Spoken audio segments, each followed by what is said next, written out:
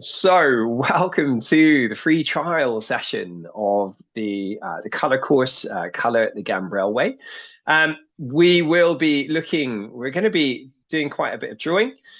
Welcome and thank you for taking the time to do this. I know probably you're all busy and it's definitely different times of the day all around the world. In this session, we're going to be looking at the magic of complementary pairings. So we'll keep it quite simple. I want to give some context to this.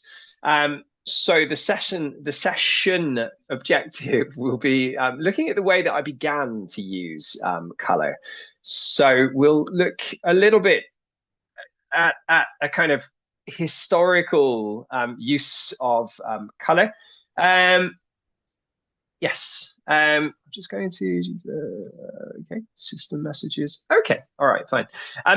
Yeah, and we'll look at when I started using complementary colors and why, and then we'll use a short mini task, and then use the palette with an accent color as well. So we get a little bit more technical to produce a drawing. So let's continue on.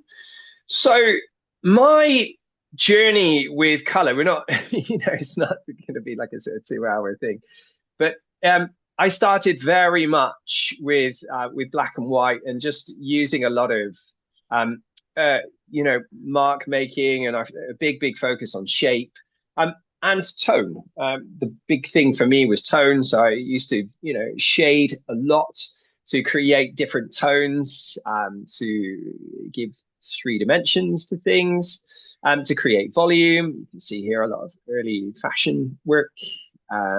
But very much black and white, or at least monochromatic. And then you start to see, a few years ago, I think this was 2018, 2017, you start to see the introduction of a little bit of color. So little changes from black to using blues and little pops of color. You can start to see it here, working a lot with marks, but then just introducing slightly more bold colors. So that really was my kind of entrance into it. And then you see some quite heavy use of color as I became a little bit braver, and moved into like this one here, just pushing reds and pushing blues in. Then started to discover what was happening, and why the colors kind of moved against each other as much as they did. Um, this, you can really clearly see the effect of those complementary colors. You've got the oranges and the blues for those complementary pairings, and it's kind of almost difficult to focus on this. Just because it moves so much, like it almost takes on a kind of animated feel. So I became very interested in this, like a scientist, just started to kind of, push very bold colors together. You can see as an example in this one here. So we've got, these teal colors sort of moving against the reds and the oranges. So there are quite a few pairings here. You've got the reds against the greens. So the whole thing kind of moves and feels a little bit like it's illuminated from behind. Um, and I was fascinated by that. You can see here just quite bold color use coming in, just as I was going through, and really just exploring how those complementary colors, like the greens and the reds, um, how they worked against each other. In in these, just using, instead of using monochrome, using complementary colors in the same way as you would a monochromatic gradient. So just choosing a dark, um, and then going to the opposite side of the color wheel to choose a medium. And then, of course, you've got the light of the paper. So just using those three to really, sort of carve out volume, but also have that sort of really pleasing, magical complementary effect. You can see it here in this one, and you can see a nice example of it here with that teal pushing against the reds. So really, that was, that's the kind of point in time that we're going to be looking at in this session. Just to give a little bit more context, I then moved on and started to kind of push the colors back a little bit and started to be a little bit more subtle and refined in the way that I was using colors, and really started to sort of discover, what becomes warm, and what happens when you push warm colors against cool colors, um, and just being a lot more refined in my use of stronger colors, um, and the the journey is basically through to kind of these points here. So all of these are more recent examples of color use, all of these even in life drawing as well. And this really charts my journey of using much more intense colors to try and guide the viewer's eye. So looking at composition, also looking at the way that I apply colors as well. And this very much relates to the course that I'll be doing. So just going from form, which we talked about in the beginning, so really creating form from color and the tonal values, and then creating atmosphere, just understanding how to make something feel sunny, bright, like there are different light sources. And then moving into, if we go back to these, the way that you actually apply those colors, understanding how to layer colors, and how to create kind of harmonies in here. So yeah, we'll be looking at the kind of physical application of colors. You can see other examples of it in here, and we'll be using some different mediums as well. And then probably the thing that ties everything together, just talking about my own color use, is composition. To be able to understand how to use color and how it relates to the way of managing the subject within a space. And that is something that we will look at on the course. That's week 4. That's composition. It's understanding the viewers, the journey of the viewer's eye, and creating depth and structure. So that's how all of this relates to the course, which is what I'm introducing. And for today's session, we're going to be focusing on this central. It runs from about here through to, well, pretty much that middle band there.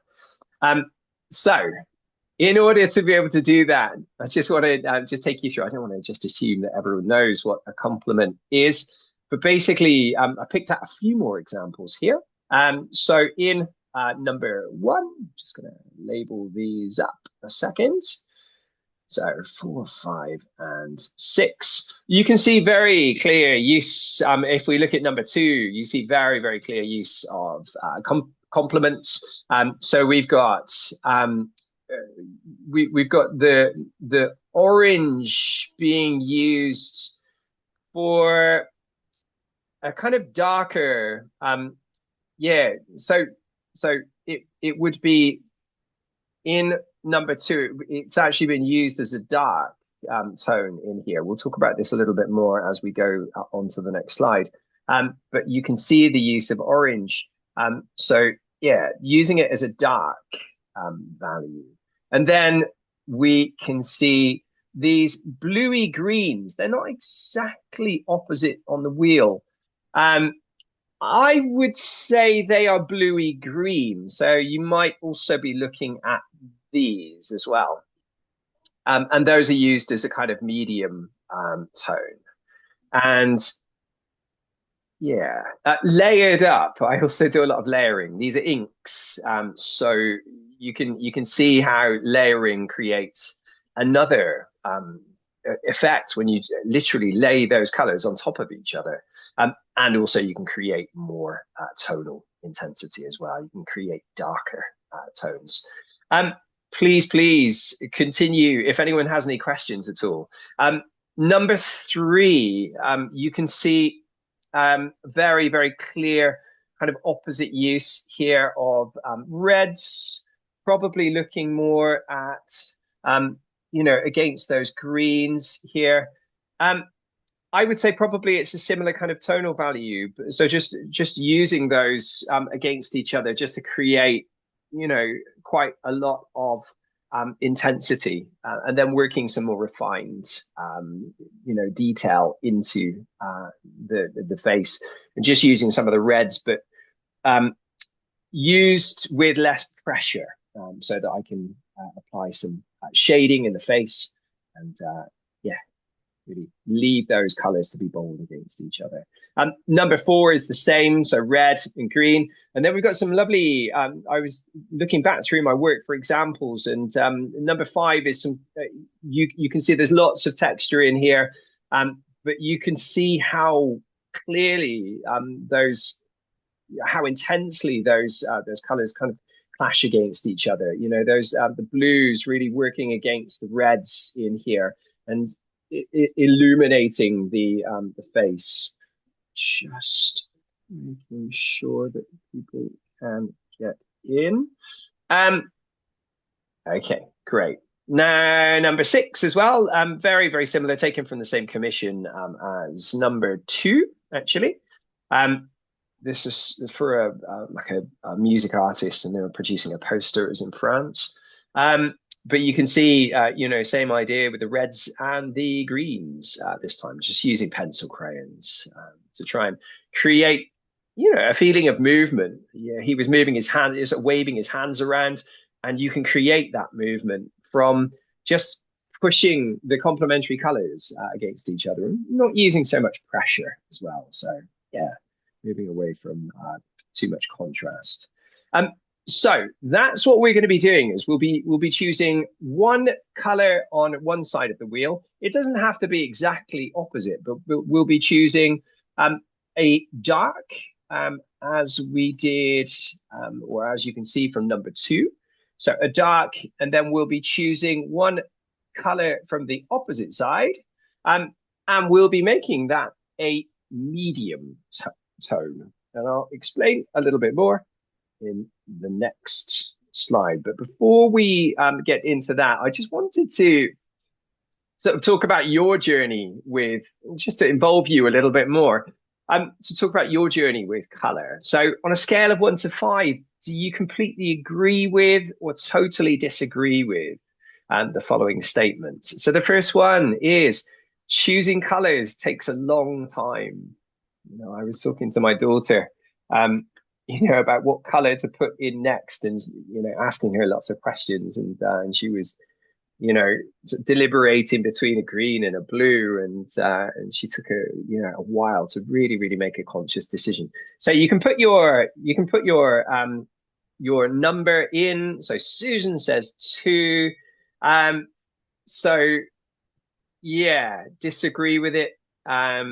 Graji, hi Graji. Graji says 1, completely disagree with it. Alicia says 4.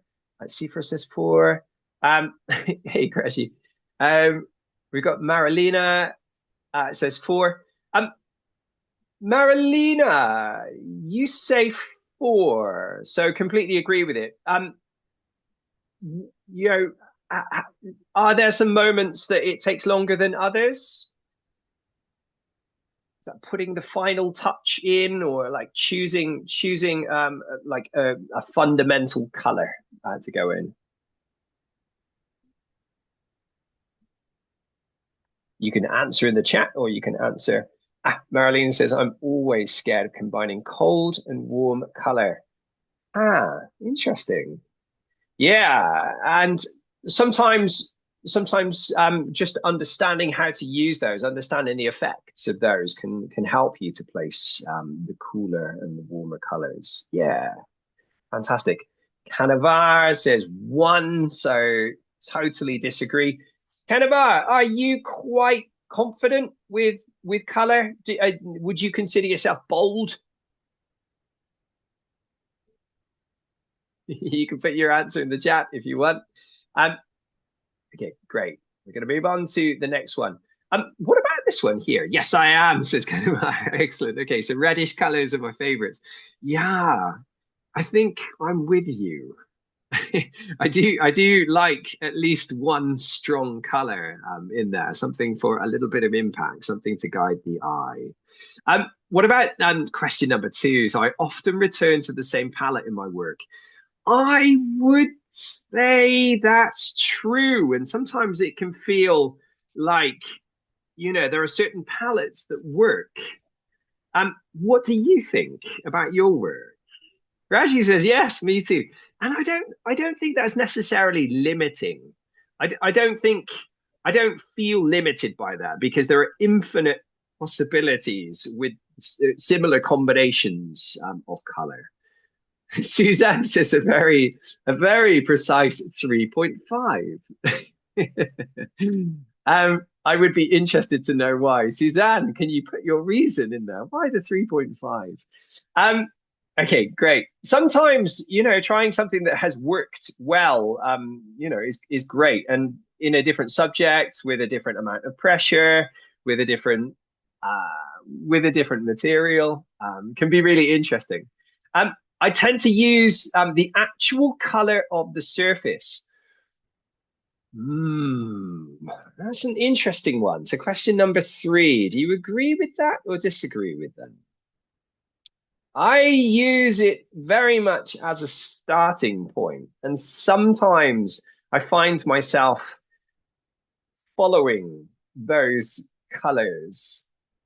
Galina says, so you agree, Galina. Okay, okay. Umad says, sorry, Alicia says four. Suzanne says three. Bianca says, I'd love to, but it never works out. Okay. Um, yeah, I very much use it as a starting point. Kasu, hi Kasu, says two. No, Kasu, I think I understand why with you. You like to experiment and see if things work in your work, which is great. Grazi says, definitely nice when it suits. Yes, yes, definitely. Okay, fantastic. Really interesting. And then we're going to answer the next questions. We'll answer the next questions over the next exercise. So I consciously use complementary colors in my work. We'll find out more about this. You can put your answers in if you want. Oh, Andres. Hi, Andres. Really nice to see you. Says five. Grazi says yes. Galina says yes. Completely agree with that. Good, good. Let's see if anyone says no. Because we're going to start with this one here. So, very, very quickly, I've suggested that you use, Super says not at all. Okay, all right. Interesting. It's nice to be liberated from it. Oh, sorry, you're answering the final question, aren't you? So the consciously using yes, complementary colors. I understand, Super. Okay, so for mini task 1A, we're going to choose two complementary hues in a similar way to that previous exercise here, not previous exercise, but the previous work. So if we use this one as an example, so number two, give them really, but we're going to use a dark. We're going to choose two complementaries. We'll use one as a dark and one as a medium. Okay. I haven't given much of a medium here because we've got this wonderful reference. And in this reference, you can see, just going to, just 1 second. Let's go to this one. I think you can probably see it a little bit more clearly there. So I want you to choose one dark, and for my dark, I have chosen a red. I've put them into black and white or to yeah, I put them into monochrome so that you can see them a little bit more clearly here. So essentially what we're going to choose is a dark, a medium, or something that acts as a medium, and then we've got the color of paper, which here is a white, and I've just chosen So dark, medium, light. Let me just write that in. So medium. So we are talking about tonal value. And then we've got light at the end. I think it's always useful to have, instead of just relying on the paper, I think you don't need to use an eraser if you're working with soft pastels and you have a white, which is the same as the paper or the surface that you're working on. Okay, so yes, I'm going to start the video in just a second, and I want you to just choose that. I'm going to keep everything up a second. Okay, and all right, perfect. Let's go back to the screen and we are in sharing mode. And let's begin. So I'm just going to making a little tab, a little kind of scratch pad just up in the corner. You can, of course, vary the tone of this as well. If anyone's got any questions, please do just ask. And once again, thank you for joining the session, taking your precious time. So I'm using a blue. The blue kind of references the local color. You could definitely say that it references the local color. Just going to stop that one there a moment. Yeah, so the blue references the local color, you know, the actual color here. But I'm going to use red, and also to know that you can layer both of these. So we can combine these two, as you saw in some of my other work, to make something even darker that has elements of the blue and elements of the red. So you could choose a slightly lighter blue. You don't have to choose a blue or a red. You can choose a different combination if you want to. You can try the green and you can try the magenta. You can try the yellow. You can try the blue across from each other. Okay, so choose the pairing that you want to. You know, have a little bit of fun. You can choose maybe a red and a green over there. So yeah, like I say, have some fun. And then after you've done that, we're going to move on to this one here. Now we're going to use the medium value to draw an initial sketch just to map out the figure, which we'll add color to in the next task. So we are not necessarily putting volume in here, but I want you to produce something like this. We don't have too long. We're going to use the Loomis method, which is using a ball across the, if I just move that across, then you can see, which is using a ball across the top of the skull to create the shape of the skull. And then we're just attaching a chin or a jaw beneath that. And I will take you through how to do that in just a second. We've got 10 minutes on this.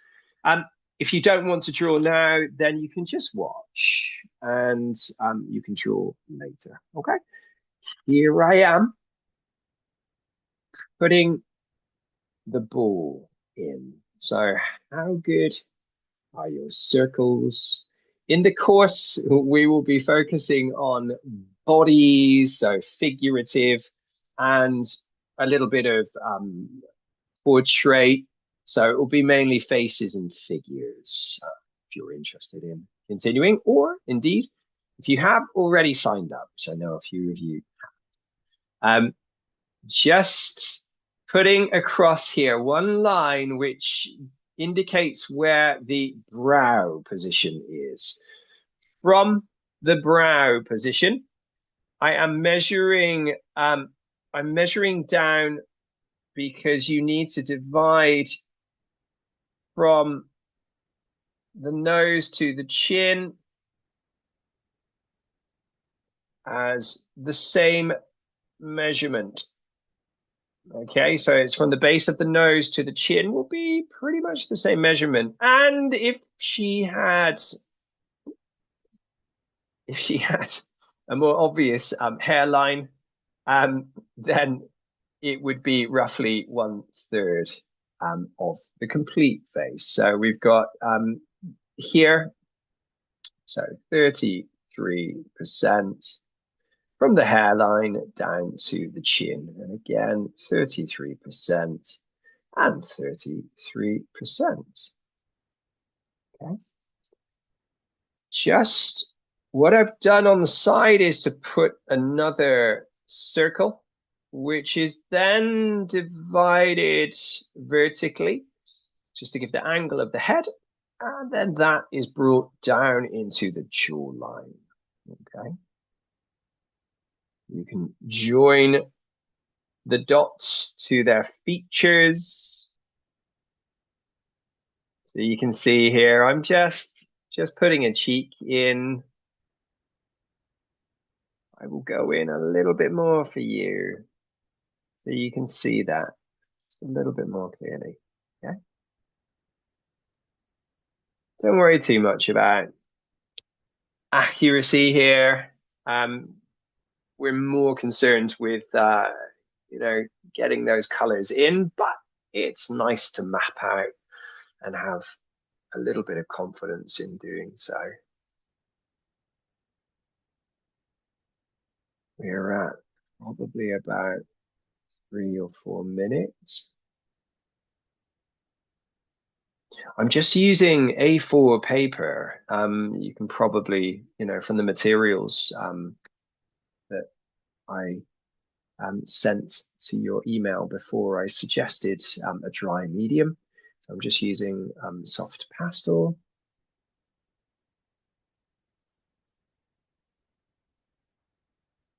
And I'm just using the very, very point here just to try and get the line of the eye. It doesn't matter too much if you put things, slightly off.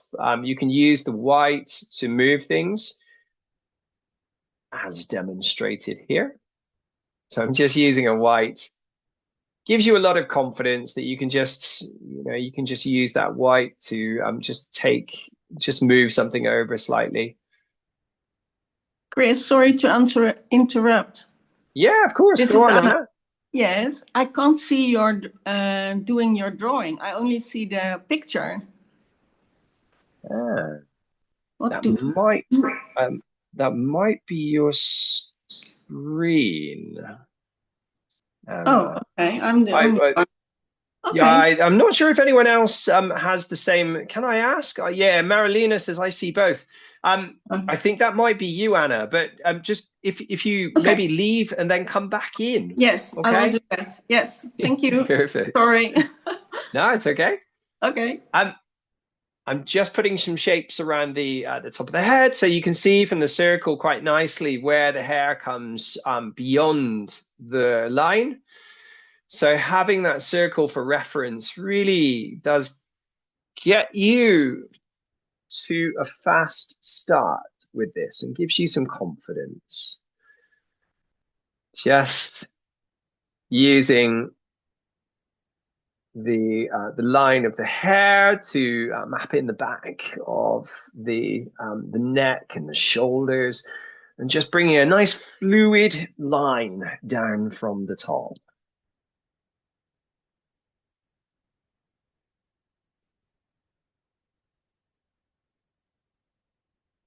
Just making sure that you can see.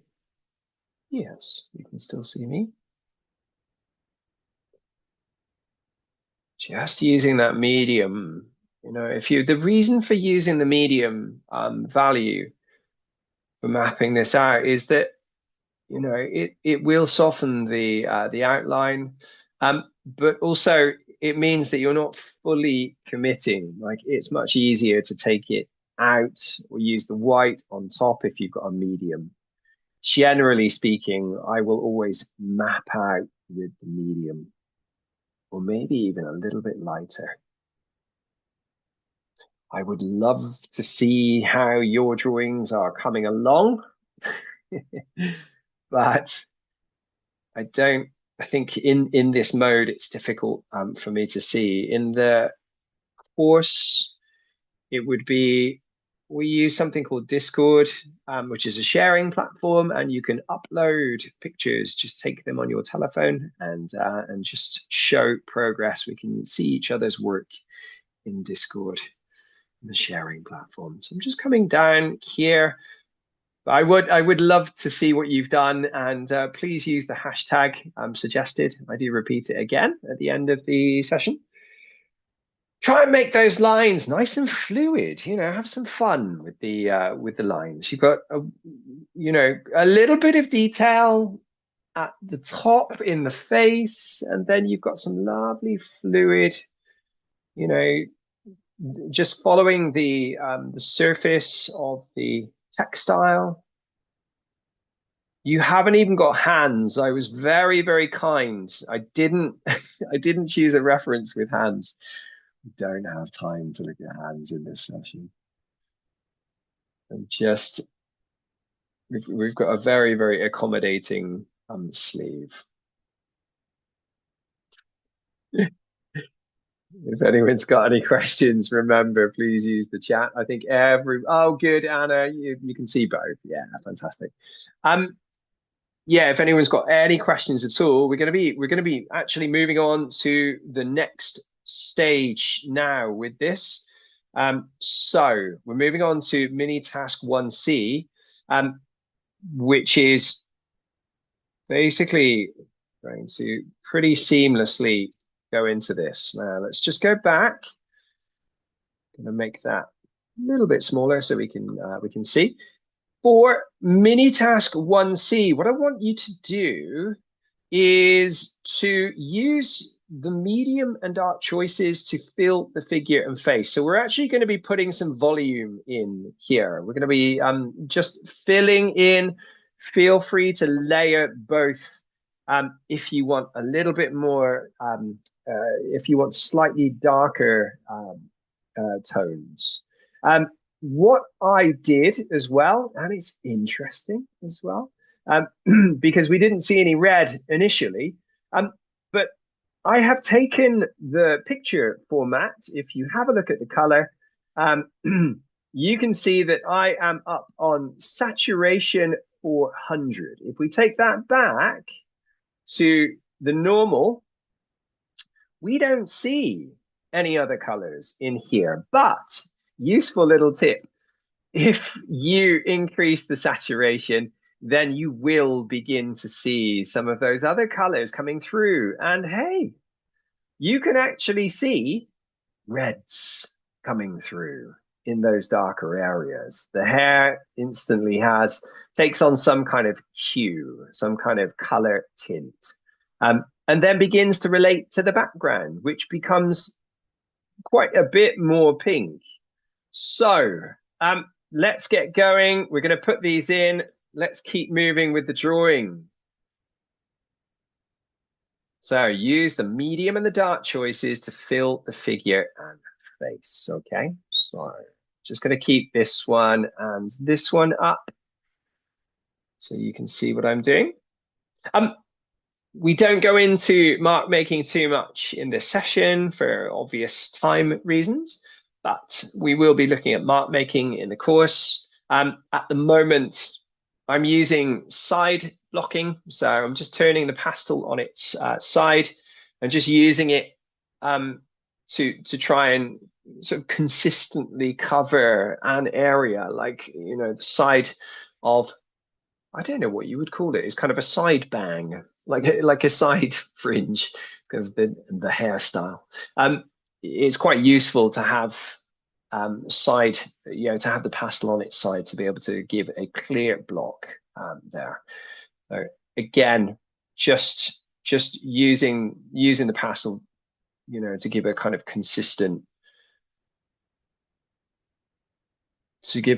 nice consistent block in with tone and color. Just pushing a little bit harder.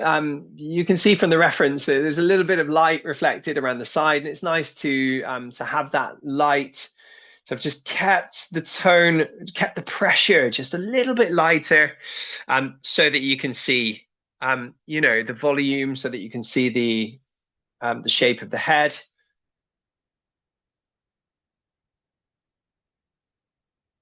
I know, again, it's difficult to say, take your time, but this was filmed and this is one-to-one with the application of this. So what you're seeing here is how long it took. It's not sped up. But yeah, take your time when you are doing this. Take your time to build up the tone. So putting 100% pressure in, sort of where needed. Just putting a bit just to give some contrast, just to push the face forward slightly. So putting a little bit of dark in there.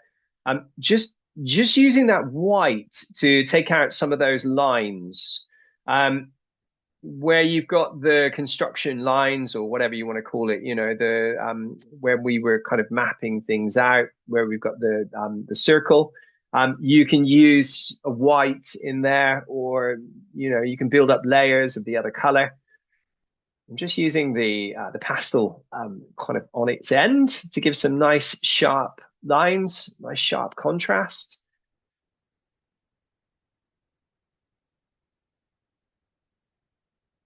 And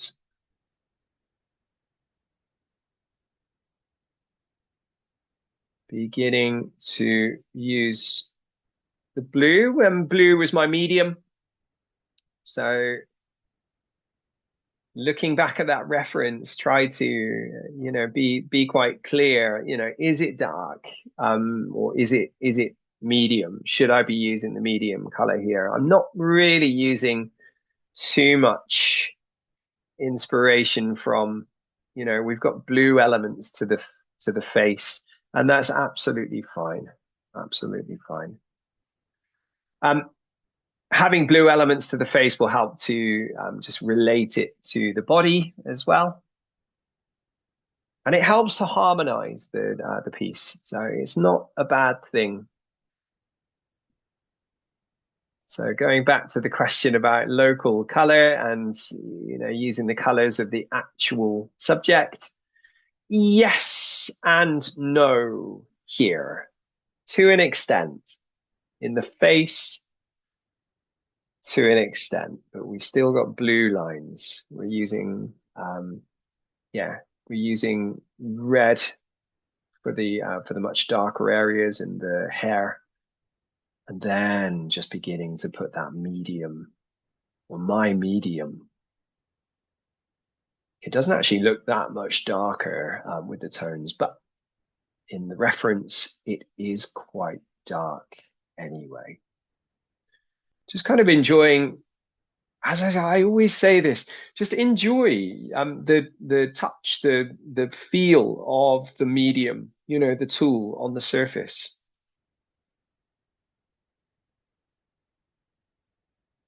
I'm just turning the block so we've got a more consistent mark, and actually using the block sideways, but using it, kind of pushing it lengthways.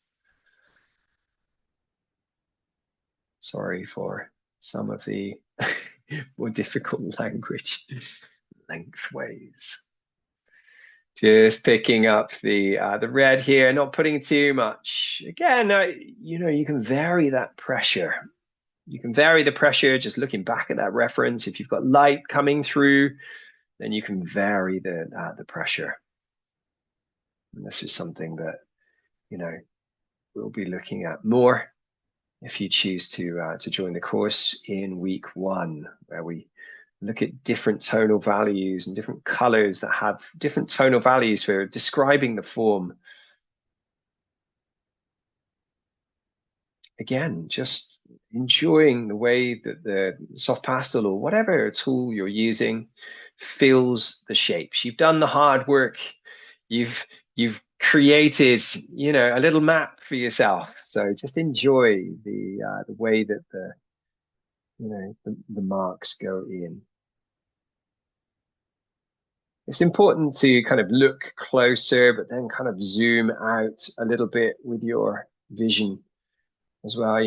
That's a good way to know, have I said enough? Keeping zooming in and then zooming out. So look at it for detail, but then also look at it globally so that you can understand when enough has been said. Just going back in with the blue here, just to put a little bit of, an extra layer on top, and you can instantly see the blue pushing against that red. We don't have the most extreme versions of, we don't have the strongest sorry. We don't have the strongest intensity or saturation of the red here. So we're not seeing huge amounts of pushing, but we do see a bit, especially when we go into that red area with the blue. You can see I'm just putting a little bit of blue and red together here, especially in the hair, and you can see there's just a lovely effect of the two working together. You do have a cool and a warm here working together, and that's always an interesting interplay. You can always give interest to areas of, like strong tone or just one color by using a warm and a cool variant. Again, something that we'll be looking at in the week when we look at temperature. I think that's week 2. Just putting a little bit of detail into the face, just with my medium here. And then working down and into the fabric, just to explain some of those folds a little bit. But again, just enjoying the fact that there's a little bit of luminosity. There's a bit of the white of the layer from behind, which again, is definitely something that you're working with. You're not just working with 2 colors here.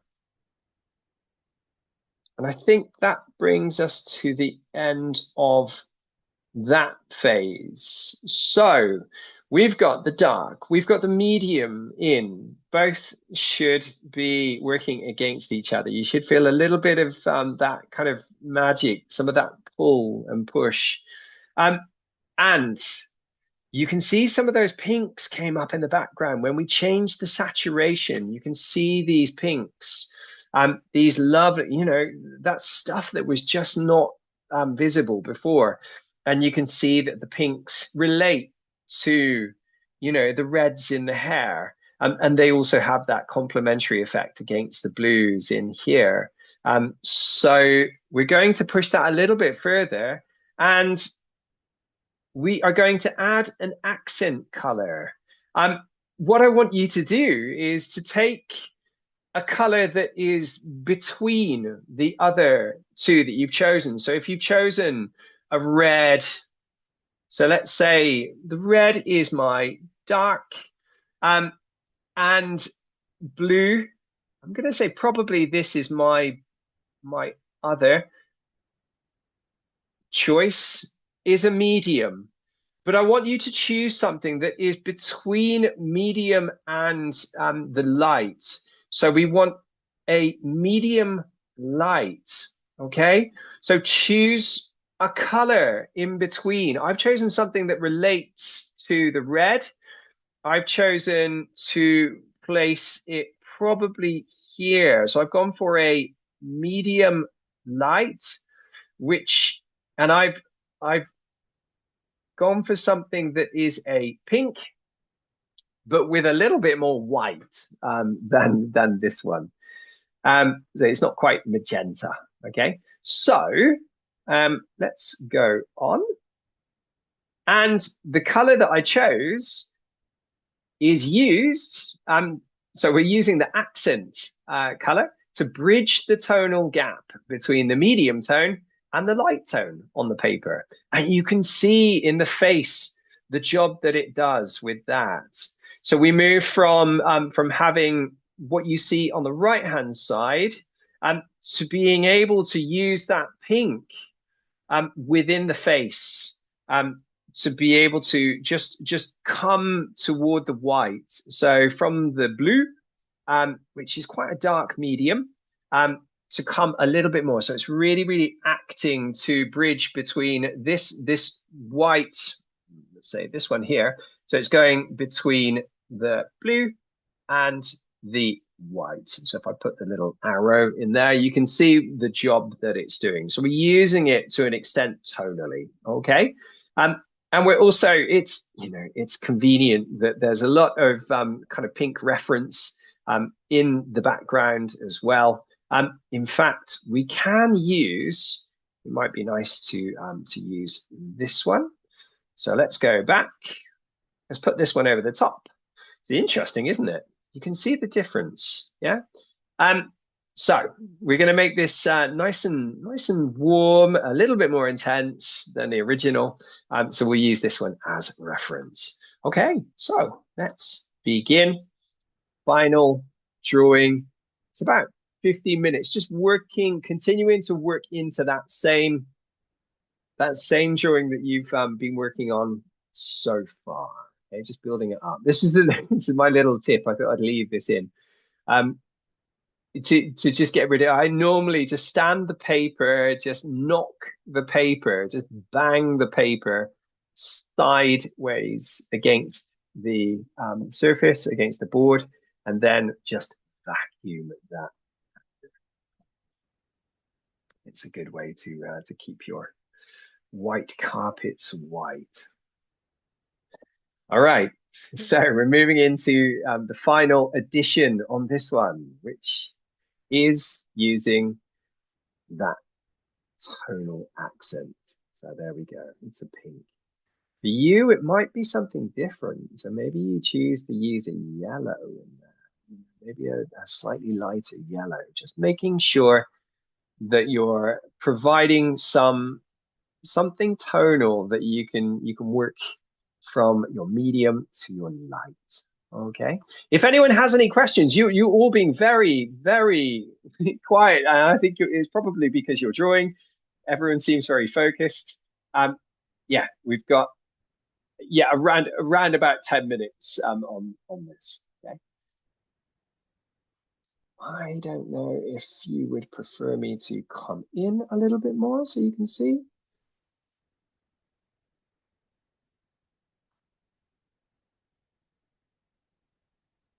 Feel free to go back.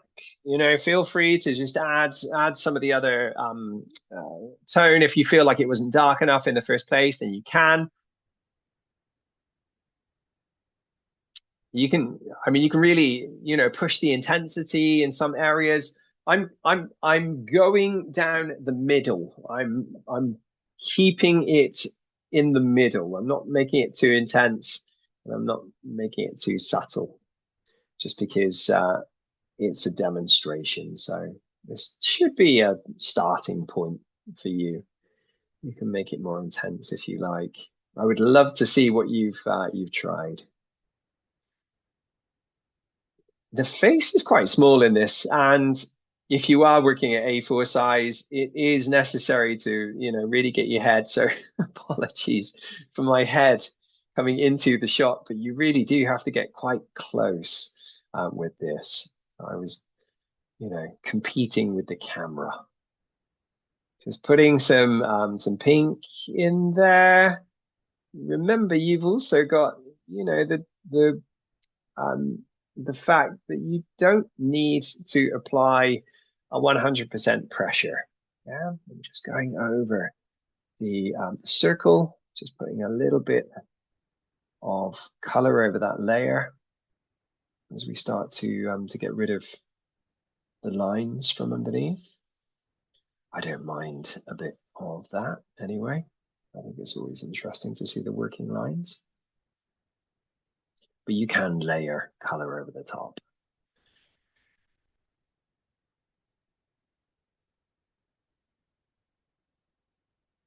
Just trying to get the back of that eyelid. Chris, it's me, Bianca. Yes. Hi, Bianca. You okay? I put my drawing in the chat and I was Oh, wondering perfect. what your color choice would be because I took green and red for the Ah, you first took green time. and red. Fantastic. Yes, I was hoping someone would. Let me just download that one and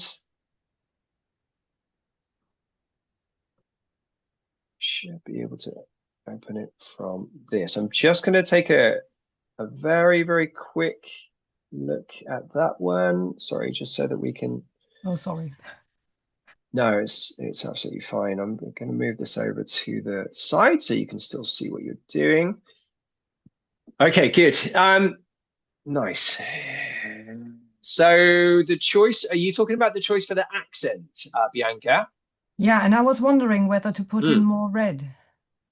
Yeah, I would go heavier with the red. I would you know, just continue to map out the the mass.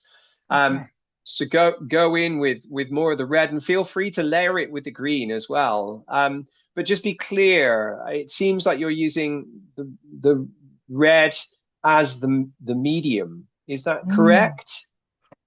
I mean, you yeah. can, you absolutely can. For interesting effect, you could you know get the red into the to the skirt, and then I would say it would be interesting. I mean, you could use something like a yellow, you know, or maybe a yellow green, because your green is kind of cyany, but like teal, so it's kind of leaning toward green. I think the green would be a nice or Okay. a lemon color might be a nice reference. I think that would relate well.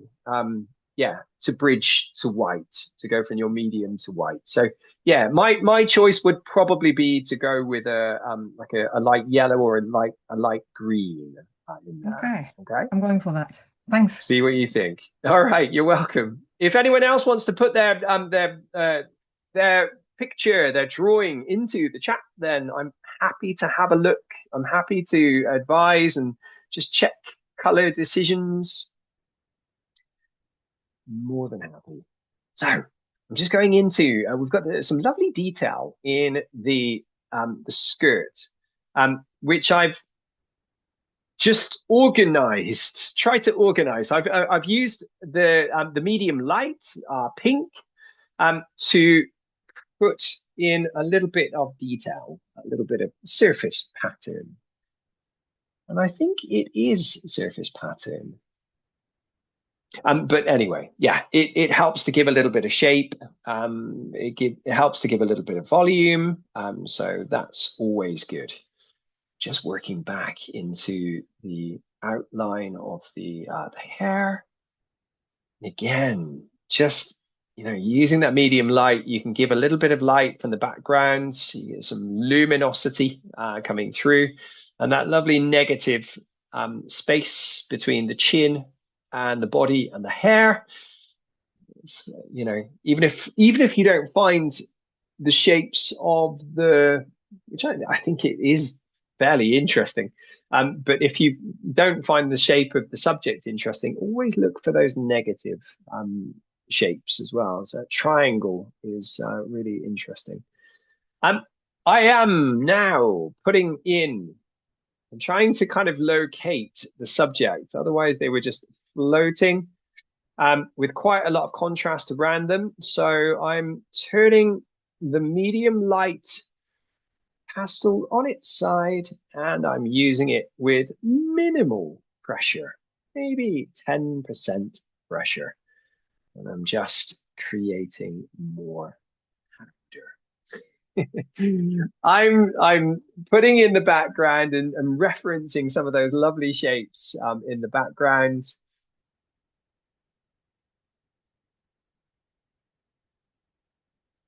A great way to inspire your choice, from the local color, to actually work from that local color that didn't seem very colorful in the first place, is to just increase the saturation, take it up to 300, 400% and see what is there. That's what we did with this one.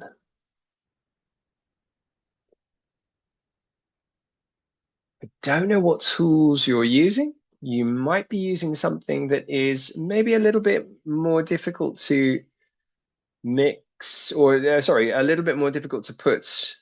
Ah, Graji, fantastic. Yeah, I can see what you've done. Superb. I'm going to keep that one a little bit smaller in here, but green, red, and pink. Fantastic. I love the effect, and I think just layering that green and red together, and just letting the green come through in different areas gives a lovely glow. Graji. Yeah, I feel like the green, I mean, I wish I took I mean, I started with this, so I stick to it, but I wish it was kind of darker, it's okay. I think the contrast is kind of too strong comparing with yours. Yours are like in tonal relation, they are closer than mine. The contrast here is really big. There's and then also the background is like it's like a little too dark. It's a little dark, yeah. But that could with the green, I mean, if you went a little bit darker with the green, so almost like a like a bottle green, like a darker green, you could reorganize the image, and then perhaps the pink would not be, it would sit back a little bit more. True. I just wanted really like the warm green and and this Bordeaux red. I wonder whether maybe even bringing some of that green into, like 10%, 5% pressure into the background, and then using a slightly darker green might be interesting as well, Graji. But interested to see where that one goes. Thank you very much. Really interesting. And we've got Canevar as well. Fantastic. Ooh, love the combination of colors there. And the fact that you've used a kind of like a very, very light blue in the background really helps to push the background back and bring that subject forward. Very nice use of cool colors there, Canevar. Good. Yeah, I'm going to give you a heart along with Marlena and the others there. Yeah, well done. Good. Anyone else wants to put theirs in? Please do. I'm being quite, like subtle, just getting rid of some of those textures in the background. But we're kind of almost there. We just about managed it in 1 hour. It's in the course. The lessons will be 2 hours, so we get to look a little bit more at, the concepts and explore those concepts in more depth. But for this session, I think we've done quite well. Cannot see Canavars. Let me bring that one up. Oh yeah, Actually, it's nice for you to see. Yeah, there we go. Fantastic. Just talking about those cool colors in the background. And some nice intense sort of, the reds or those kind of dark magentas almost, really working against those greens, like kind of lime green. Yeah, very nice kind of arcade. We've got a few more people. It's better if you don't see this. Please. We've got Satare as well. Fantastic. Lovely. I will open some of these up because I think it's nice for you to see these. Lovely. I love the orange working against the green there. That's really interesting. And some nice bold strokes as well. So very good. Really good. Loving these. Bianca. We've got Adriana as well. I'm just going to just download this one a second. Let's put this one here. All these iPhone images. Yeah, fantastic. Good. Let me just move this one across a little bit so you can see everything together. Very nice. Lovely use of color and nice subtle application in the background, Adriana. Really good. I like the way that you've layered as well. Those the oranges against the purples. You're the first to try this, so well done. Yeah, looking great. Good work, Adriana. And then we've got Bianca's, we've got Kasu's as well. Fantastic. I'm just going to, let's have a quick look at how it's nice to see the evolution of this one. So we're going to go to Bianca's. Oh, very nice. I like the way that you've broken it up. And I do think that that more intense, yeah, the more kind of intense areas really play with the less intense areas as well. So yeah, well done, Bianca. Yeah, interesting accent as well. I think perhaps with the accent, maybe even using something with a little bit more luminosity could be interesting. Fantastic. Well done, Bianca. Yeah, really nice. We've got a lot of on the go, no access to pastels. Oh no, Anna, don't worry. I don't know if yes, we can see it. And we've got Andres as well. I'm just going to download. Yeah, I'm just going to open up a couple more of these, and then if you can post these and just use the hashtag that I'll bring up again in just a moment. Let me just bring that one up. You should be able to see that one. Ah, very nice. I love the application of color. That was Andres. Yeah. Fantastic. Really nice, nice use of the just the mark making and very subtle use of your mid-tones as well. Well done, Andreas. Great. I'm going. We don't have enough time to have a look at all of these, although I will have a look after. But yeah, please use the hashtag. We're going to come out. We do have to finish in just a moment. Just wanted to show you, turning yours to black and white, turning yours to monochrome. We'll show you just the separation between those layers. Again, we'll be looking more at this in week 1, just using colors as tonal values and really, creating kind of effective volume and just the feeling of 3 dimensions.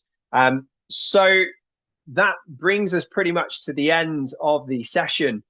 As I said before, we're looking at different aspects. I'm not going to go through them again, but it's a 4-week course. If you want any more information, you can find it from the biography, the profile in Instagram. And yeah, I just wanted to say thank you for attending, and please, lovely to see what you've made, but please post your drawings using Color Crush Gambrell. If anyone has any questions at all, I'm going to stop recording right now.